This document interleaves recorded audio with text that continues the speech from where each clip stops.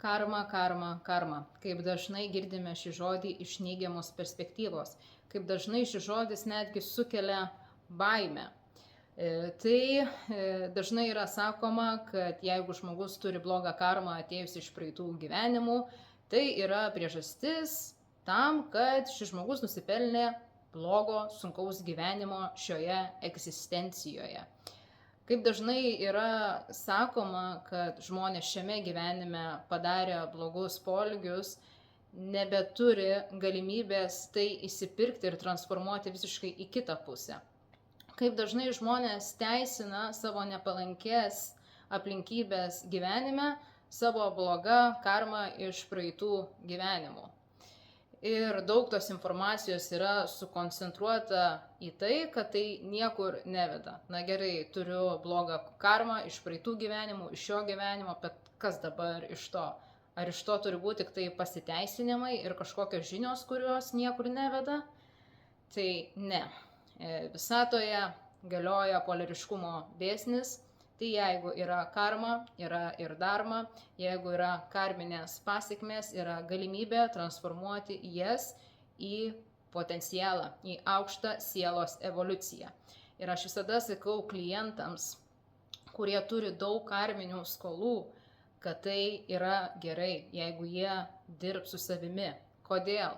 Todėl, kad kai turite sunkią karmą iš praeitų gyvenimų, arba dar papildomai prisidirbote šitame gyvenime, tai kaip magnetas jūs traukiate karminius kontraktus į gyvenimą, iššūkius. Jūsų gyvenimas atrodo tai aukštyn, tai žemyn, važinėja tokiais aštriais poliais. Ir įdomus faktas, kad daugelis žmonių, netgi prieš man pasakant apie jų karmą, jau viduje jaučia, kad jie turi sunkias karminės pasekmes iš praeitų gyvenimų. Tai dažnai yra tiesiog juntama intuityviai.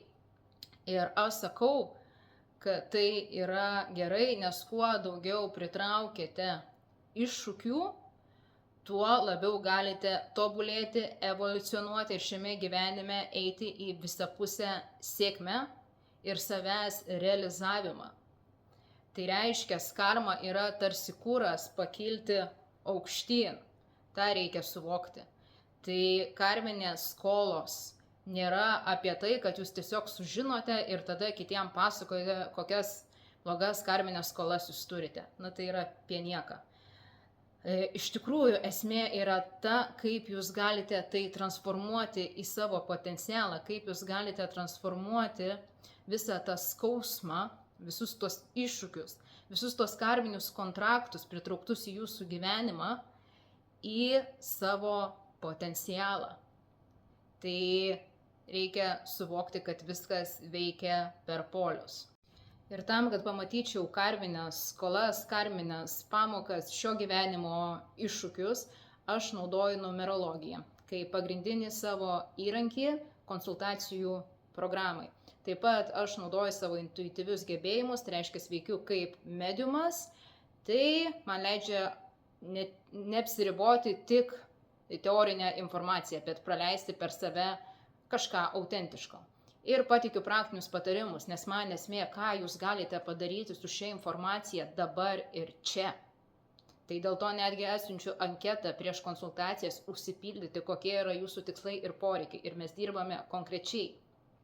Ir ką gali parodyti numerologija?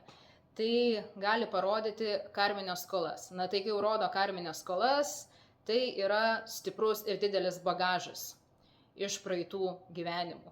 Nes visi mes turime karmą, bet kai jau yra karminės skolos, tai yra jau intensyvesni reikalai.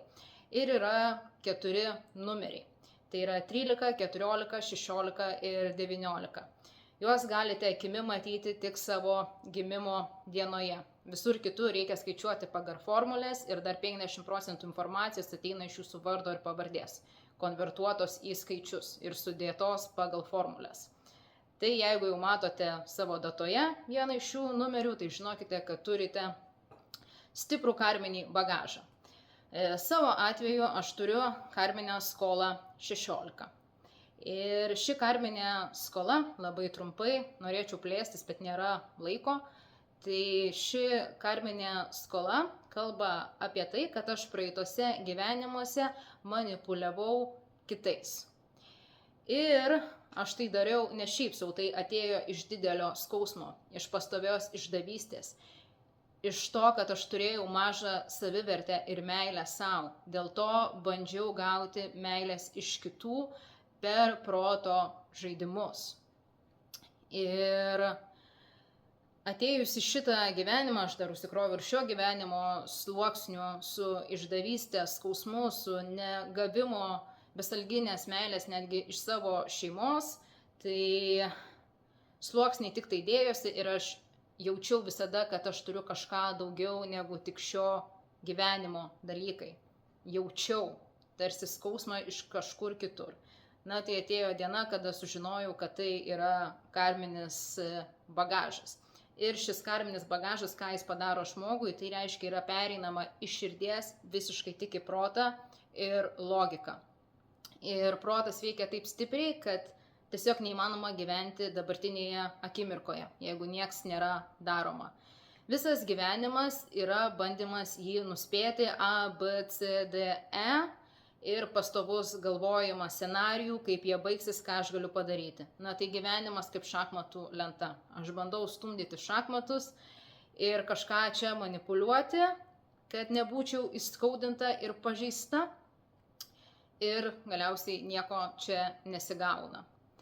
Tai ši karminė skola, kai aš pradėjau su ją dirbti, nes nebegalėjau tiesiog būti savo prote, jis tiesiog buvo kaip kalėjimas uždėtas ant mano kaklo ir pastoviai gaudavau nuo visatos per nagus. Tai reiškia, aš negaliu būti pasaulio valdovė, aš negaliu nuspėti visų žmonių elgesio. Ir vis tiek likdavau įskaudinta, negalėjau sukurti tvarių santykių, nes niekart neparodžiau savo pažeidžiamumo, nei sakydavau savo poreikių, bandydavau viską apleiti per aplinkui. Man visata siuntė karminius kontraktus. Tai reiškia, aš patyriau skausmą romantiniuose santykiuose iki ekstremalumo, kad gaučiau savo pamokas. Ir mano pamoka buvo atrasti balansą tarp proto ir širdies. Aš turėjau sugrįžti į širdį ir į besąlyginę meilę. Tai yra būtinoji pamoka.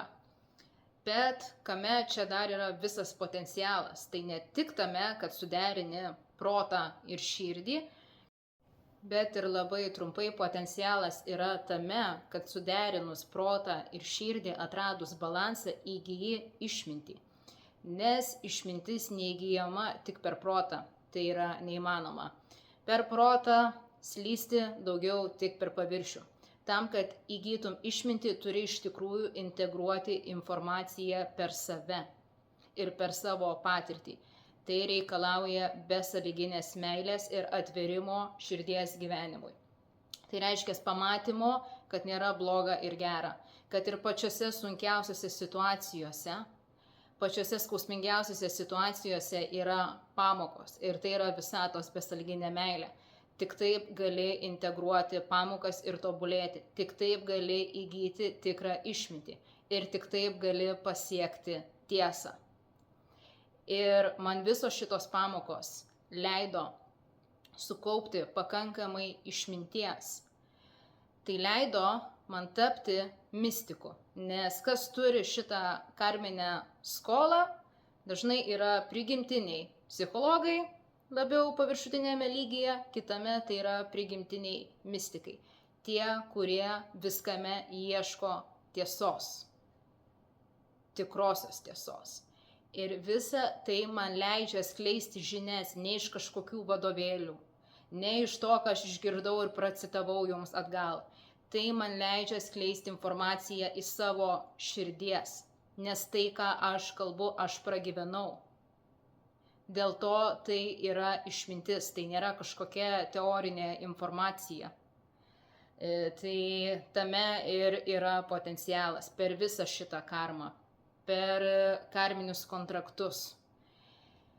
Jeigu tik supranti, apie ką jie yra ir supranti, kuria kryptim judėti, tu gali tai paversti savo potencialu. Aš tai paverčiau savo darbu. darbu, nuo kurio aš kaifuoju, nes man tai net nėra darbas. Taip pat aš atradau ramybę tarp savo proto ir širdies. Žinoma, su karma vis atsiveria naujesni sluoksniai. Nors dabar aš galiu reguliuoti savo mintis ir protą gana gerai, dabar aš labiau koncentruojuosi ne į santykių su žmonėmis, bet į santykių su visata. Nes jeigu buvau tiek kartų išduota žmonių, aš bijau būti išduota visatos. Ir aukštesnė pamoka tai yra įgyti besąlyginį tikėjimą. Tai einu šiuo keliu. Tai yra aukšta sielos evoliucija. Galėčiau kalbėti ir kalbėti, nes jaučiuosi, kad nepaliečiau daug gylio, bet nenoriu užsitęsti tokio formato video. Tai ačiū, kad klausėte. Jeigu jums reikia pagalbos, jeigu jūs siekiate gilaus ir rimto darbo, kreipkitės į mane ir prasidirbsime per jūsų problemas. Ačiū, kad klausėte. Iki.